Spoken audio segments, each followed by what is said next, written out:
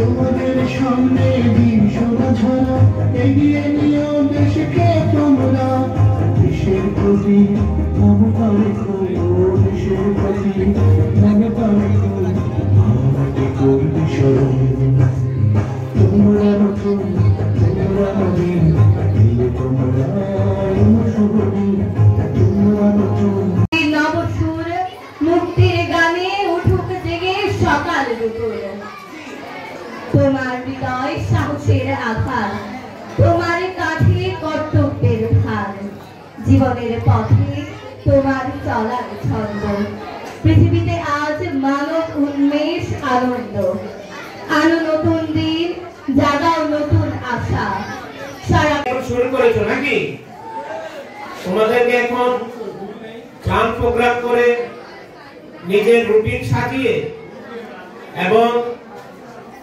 একটি আকাঙ্ক্ষাকে সামনে রেখে বড় হওয়ার আকাঙ্ক্ষাকে সামনে রেখে তোমরা এগিয়ে যেতে হবে।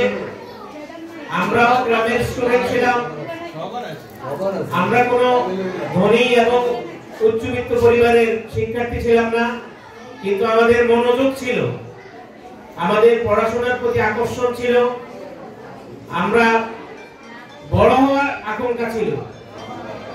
সেই জন্য আমরা যতটুকু নিজের চেষ্টায় এসেছি, গ্রাম থেকে গিয়ে ঢাকা বিশ্ববিদ্যালয়ে চান্স পেয়েছি, মনোযোগ সহকারে রাত 3টায় উঠে আমরা পড়াশোনা করতাম। ভোর রাতে আমাদের গার্ডিয়ান জানতো না আমরা কখন পড়াশোনা করতাম, কখন ঘুমাতাম। আমাদেরকে একটা স্বপ্ন তাড়া করতো, সেই স্বপ্নের জন্য আমাদের ঘুম আসতো না। এই জন্যই আমাদের ভারতের প্রয়াত রাষ্ট্রপতি আব্দুল কালাম বলেছিলেন যে স্বপ্ন সেটা নয় যেটা মানুষ ঘুমিয়ে ঘুমিয়ে দেখে, স্বপ্ন হচ্ছে সেটা যে আকাঙ্ক্ষা মানুষকে ঘুমাতে দেয় না। আমরা প্রশাসন লেভেল থেকে রাজনৈতিক পর্যায় পর্যন্ত আমরা সাজাতেছিলাম।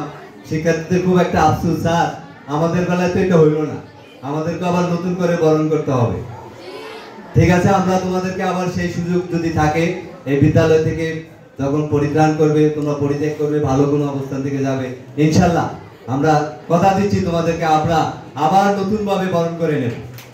ফরিদপুর এয়ার পাইলট মডেল উচ্চ বিদ্যালয়ে সেই শিক্ষার্থীদের আমরা লেখাপড়ার মান অত্যন্ত ভালো, কিন্তু ছেলেমেয়েরা যদি এটা গ্রহণ না করে আন্তরিকভাবে তারা এগিয়ে পাবে না। এখানে আজ তার আশেপাশে কতগুলি কোচিং সেন্টার আছে, এই কোচিং সেন্টারগুলো কারা দেয়? যারা লেখাপড়া অতটা নিম্নমানের, চাঁদপুরে ভর্তি হয়, হাজারা আশরফ কলেজে ভর্তি হয়, এখান থেকে এই কোচিং সেন্টারগুলো এখানে আসে আমাদের ছেলেমেয়ের। কালকে আমি ক্লাসে গেছি, স্যার ভিজিটে আসছেন, এখান থেকে আমি একটা ক্লাসে ছেলেমেয়েদেরকে কোচিং এখান থেকে যে তারা কোচিং ক্লাস করে, তারপর তারা একটা জায়গার দিকে বাড়িতে যায়, কিন্তু ক্লাস ভালোভাবে করে না। এই ব্যাপারে আমাদের অভিভাবক মাধ্যমিক শিক্ষা অফিসারকে বিশেষ কর্মপন্থা অবলম্বনের জন্য আমি একটু অনুরোধ করবো, কি করে এই কোচিং সেন্টারগুলোকে এখান থেকে নিয়ম করা যায়।